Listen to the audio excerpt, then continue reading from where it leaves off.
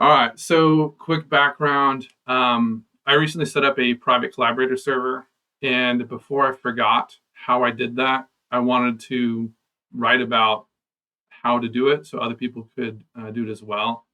I faced certain challenges where I thought maybe it would be technically difficult or time consuming to do it, and so I put off doing it for a long time. And so I finally did it, and I wanted to kind of write it up in a way that other people could follow along and do it too, and realize that maybe it's not quite so hard. So that's what this presentation is really about. So let's. So real quick, what is private collab server? Just for background, probably everybody here knows about this, but the public Collaborator server is used for out-of-band HTTP, DNS, SMTP traffic for testing like SSRF or things like that from the application you're testing. And it uses the public hostify.com domain. And a private Collaborator server is one that you host yourself somewhere on your own domain. And the traffic is exclusive to what you generate. It's hosted on your server, things like that. And so there was a reason why I got interested in doing a private Collaborator server, and it stemmed from some challenges and some projects. I think a lot of people might have a number of reasons for wanting to do a private Collaborator server. Mine was I started noticing hostify.com got blocked by a lot of clients. And so I would do SSRF or something like that, and it wouldn't work, and I would know that something was not quite right. So at the time, I actually would stand up my own custom callback server on DigitalOcean. That was kind of clunky, kind of like just a web server that listened and then printed out anything that it received, so that I could find out if I was crazy or not, if I just was bad at SSRF, or if they were truly blocking it.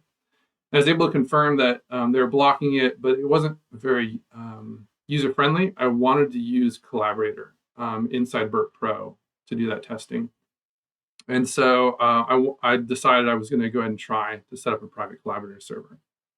There's a few other reasons why someone might set up a private Collaborator server. It might be about customer restrictions on where data is stored. But actually, I'm kind of curious. I know, Corey, I'm pretty sure you set up a private Collaborator server. And then Eric, I don't know if you have one or you're thinking about one, but is there any reasons why you guys pursued a private Collaborator server or are thinking about one?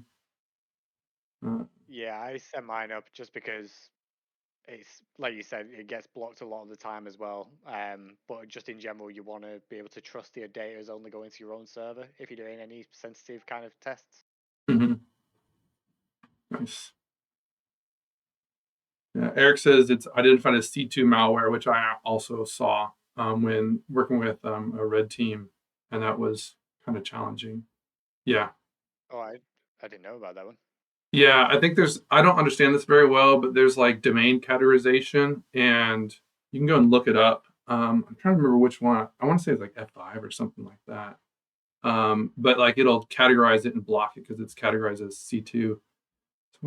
For data exfiltration on private networks, it gets blocked. Oh, yeah, that's true too. So he's talking about when you're on a private network and it doesn't have internet access, being able to host a private Collaborator server on probably the box you're listening on right now, or some internal infrastructure to get that traffic as well, which is a really good point.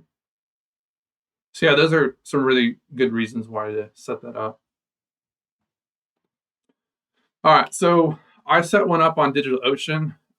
It's not because DigitalOcean is special. It could easily be done on like Amazon or Google or some more traditional hosting platform as a service thing.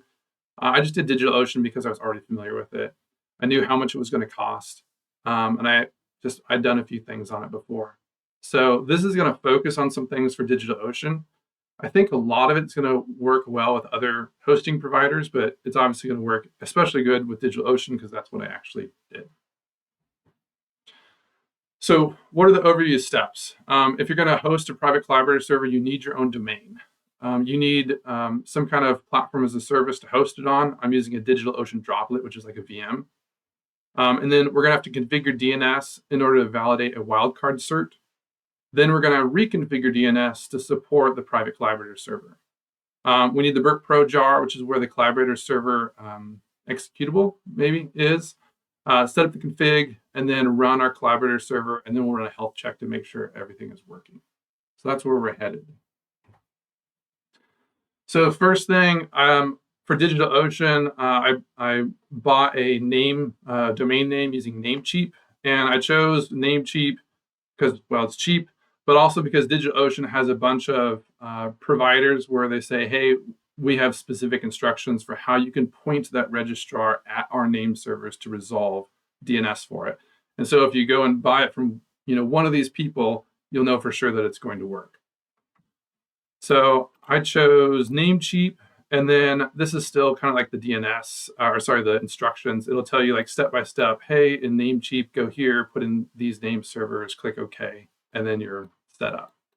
So very simple, just following instructions. Next thing is to go to DigitalOcean and actually provision a droplet. And real quick, when I'm zooming in on my slides, can you actually see my slides zoom in? I'm curious. Yeah. Awesome. Okay, that's working. So I created a droplet. I chose a New York region. I'm using a Ubuntu 2204. And to do this, I went to droplets, create new droplet, and then it comes up with this dialog. So for the type of VM, I chose the shared CPU. I'm going for cheap, not for fast. It starts out selected the premium Intel SSDs, which cost more. I dropped down to the regular SSD. And then I went with a single shared CPU with 1 gig of RAM and 25 storage for $6 a month. And it has up to a terabyte of transfer. So anything that fits within this category, as long as you don't go over a terabyte of transfer, your cost is $6 a month, period, as far as I know, which is kind of why I chose DigitalOcean. I'm a little unsure when I go and do the calculators for Amazon or Azure. I always get worried that there's some factor I haven't considered and it's going to be more expensive than I think. I don't need fast. I just need something. And then set up SSH keys if you desire. This isn't strictly required, but if you want to SSH with something other than the web console, you associate SSH keys with your DigitalOcean account, and then you actually check mark the ones that you want to apply to this droplet. Then you hit create droplet, and you end up with, I called my droplet collab, but you end up with this dashboard. And so the collab droplet is starting up, or is started up in this case. And it's going to tell you what its external internet-facing IP address is. It's a 167.something address in this case, and I've kind of blurred it out. Go ahead and write down your external-facing internet address. You're going to need that for later. Okay, next we need to set up our domain for right now for validating a wildcard cert. To do that, we're going to go to that networking tab and then domains, and then we're going to add a domain. We're going to pretend I'm using myexampledomainhere.com. I'm a little bit inconsistent in my screenshots with the domain name, so sorry about that. But we'll add the myexampledomain.here.com domain, click add domain, and this is the one that we would have bought through like Namecheap or 1&1 or whatever it is we did. So add that in there. Next, we need to add some DNS records so that our wildcard cert, the subdomains for our domain will actually resolve to the IP address of our droplet. So in this case, we're pretending that we drill down into myexampledomain.com. And we're going to add an A record, IPv4 A record for, in this case, we're going to make it a subdomain of our domain. I like to reuse my domains. And so I'm going to put Collaborator on a subdomain. A subdomain is going to be collab.myexampledomain.com. So I wanted to create a DNS entry and A record for a wildcard.collab.myexampledomain.com. To do that, I just add star.collab in here for the host name and make sure I'm using an A record. And then there's a drop down where you can select the droplet, and the blurred out portion is the public facing IP address. So I clicked on collab, which is going to give me the 167. Whatever address it was. And then I hit create record. So what that looks like afterwards is you end up with your A record for a star.collab.myexampledomain.com, redirects to, and there's an IP address here. The next thing you want to do is test this out and make sure it's actually working. And so I'm going to go to, in this case, a Windows command prompt. I'm going to do an NS lookup. This is the where the subdomain doesn't match and I was inconsistent with what I was doing, but pretend this was asdf.collab.myexampledomain.com. You're going to do an NS lookup and make sure the address that comes back is that address of your droplet. If that comes back correctly, then you have the DNS set up properly. If you've played around a whole bunch with different subdomains in here and you've done some lookups and it's cached the IP address of a certain location, it may take time for any changes to be updated in intermediary DNS servers or cached in your local machine. So be aware that if you've done some NS lookups and you do some changes, those changes won't be reflected right away and you may have to wait a bit. Okay, next thing we want to do is we're going to use some automated tools and the DigitalOcean REST service to be able to generate us a wildcard cert using was it EFF? It's the Let's Encrypt project. And so we need an access token for DigitalOcean. So inside DigitalOcean, you're going to go through and you're going to create a new token. I called mine temp wildcard cert. And that you have to give it write permission and say create token. After doing that, you're going to end up with this DOP underscore V1 underscore some value, and you're going to copy that because we're going to need that here in a little bit to be able to validate the challenge from Let's Encrypt. Okay, next, easy way to get SSH access. We're going to go back to our collab droplet, and we're going to click on the console button to get an SSH session. And that's going to look like this. So our next step is we're going to take that, that token we generated and we're going to drop it into a docreds.ini file. That's what this first line is doing. Then we're going to install certbot with a DigitalOcean extension that's going to be able to interact with the DigitalOcean REST API to help us automate the validation of the certificate. And then we're going to run, and this is where we actually create the certificate. We're going to run certbot, cert only, and we're going to say --DNS DigitalOcean, so use the extension. We're going to tell it where the credentials are, the docreds.ini, and then we're going to say -d star.collab.myexampledomain.com. And so when we run this, it's going to go out to Let's Encrypt. It's going to say it wants to have a wildcard cert. Let's Encrypt, I'm guessing at some of this, but Let's Encrypt basically says, okay, if you're really who you say you are, I'd like to see a text record on your DNS server that has, this certain thing on it. And then it uses the REST API to add that text record to the DNS. And then Let's Encrypt will then go and do the lookup to find out if that text record is truly there, proving you have access to that DNS server. And then it issues the wildcard cert. That's what I think happens. Don't quote me fully. But when you're done, you will end up with new certificates in the etc/Let's Encrypt directory. And these will be a wildcard cert for that subdomain. So first thing to do is to back up those certificates. And then you don't need that API token anymore for DigitalOcean. So go ahead and delete that DigitalOcean token so that it can't accidentally get found or used or disclosed somewhere. Okay, now we're going to change gears. So we have a wildcard cert on there. We don't need the DNS configuration for the wildcard cert. Now we need to use or configure DNS to support the private Collaborator server. And there's 3 entries you need. The Collaborator server is going to act as a name server. So you need to be able to tell the DigitalOcean DNS where your private Collaborator server DNS is and point an A record at it. And then you need an A record for the subdomain for where the interaction is going to occur from. So you need a NS record, collab, myexampledomain.com, and then point at ns1.collab.myexampledomain.com. This ns1 is going to be referenced in the configuration of the Collaborator server. The third line is the A record for that, and then the second line is the A record for your actual collab server. If anybody has questions, feel free to jump in and ask me about it. But this is kind of what it should look like. It's a little bit different domain because it's my actual real collab server, which is different than the example I'm showing here.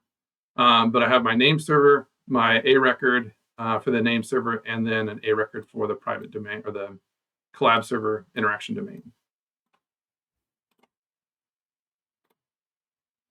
All right, next step, we need to get the Collaborator server jar or executable. So you want to go get the BurpSuite Pro jar file and put it on the droplet.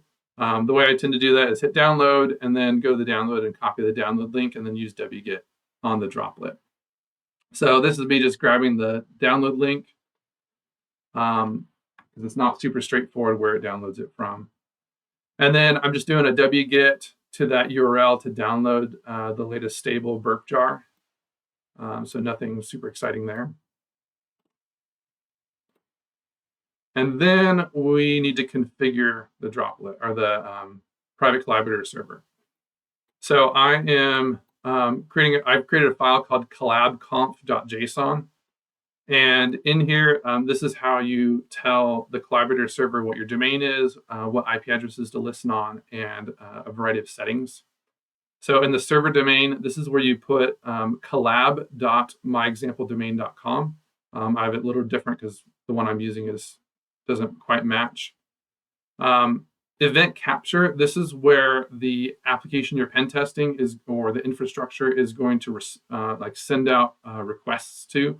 So if you tell it to send an email or do a DNS lookup or do SSRF, this is the IP address that those requests are going to come to.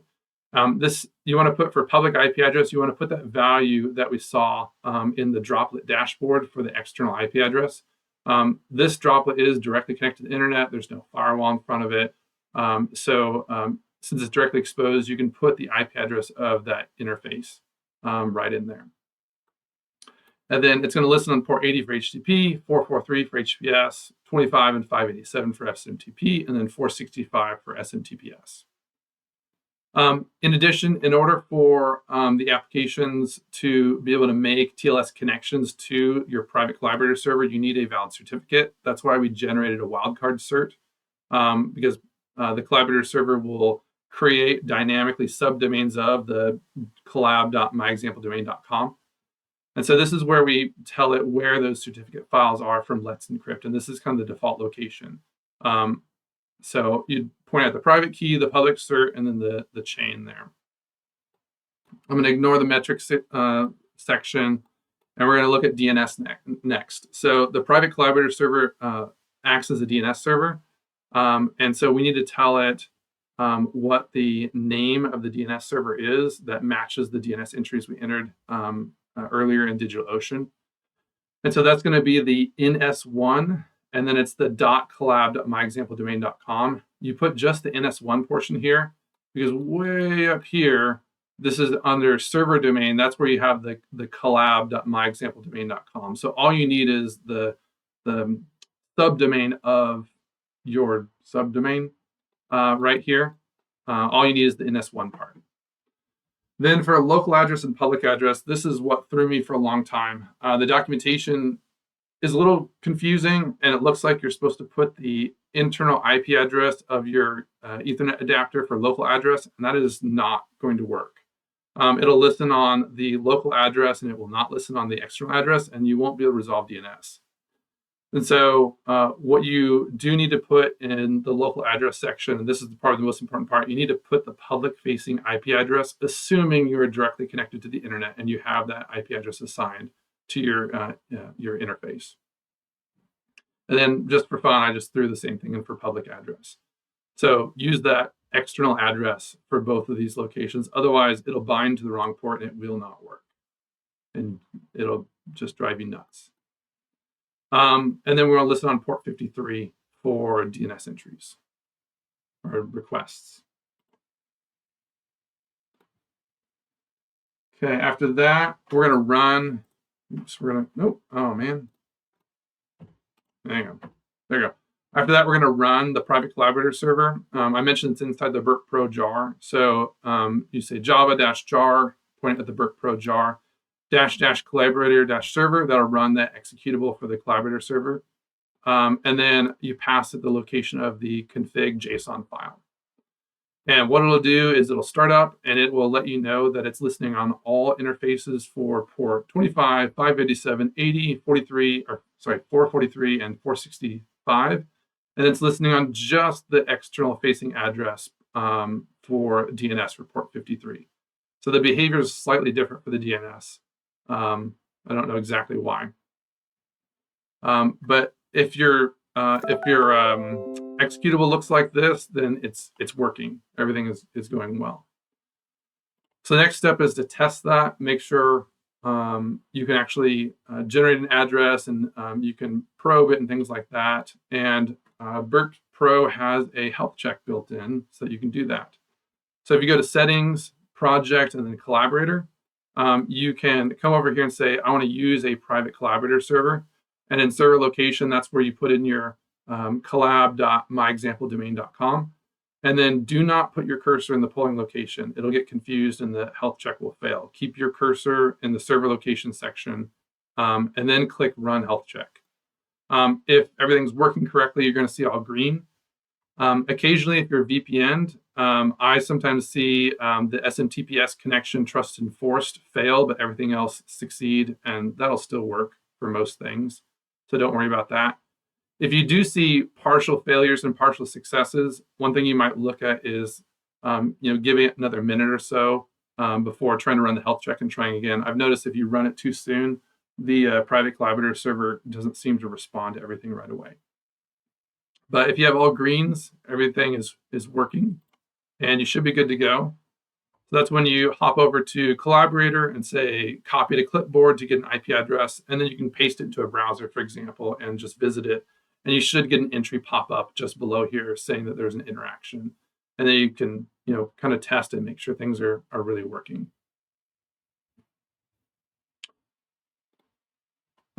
So that's kind of the end of setup, walking through that. There is another project that's really cool that helps with some additional authentication and things like that called Collaborator++. I don't know, Corey, if you want to talk about that at all. Otherwise, yeah. Yeah, why not? So a lot of the features in the UI are actually very similar to Tabulator.